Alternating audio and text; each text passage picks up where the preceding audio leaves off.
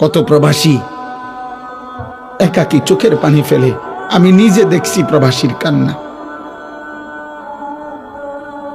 আমি এইবারও হজের সময়, আমি তো প্রতি বছরই হজে উমরায় প্রবাসীদের রুমে রুমে যাই।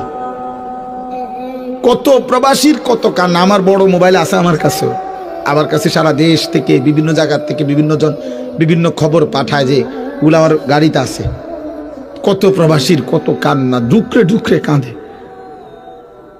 এইবারও এক প্রবাসী আমার আল্লাহর ঘরের কাছে দৌড়ে এমন চিল্লানি দিছে কাবা ঘরের সামনে, কয় হুজুর আমি আজ 17 বছর বিদেশ করি, 17 বছরে হুজুর খোদার কসম আল্লাহর ঘরের সামনে দাঁড়ায় কইতেছি পরিবারের কেউরে কোনোদিন খুশি করতে পারি নাই।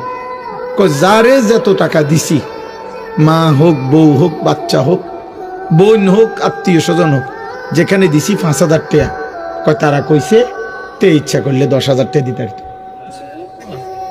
বিদেশ তাই দিছি 10,000, কত ইচ্ছা করলে 20,000 টাকা দিতে পারত। তে যে বিদেশ করে এত বছর, কয় এই একটা কথা ছাড়া।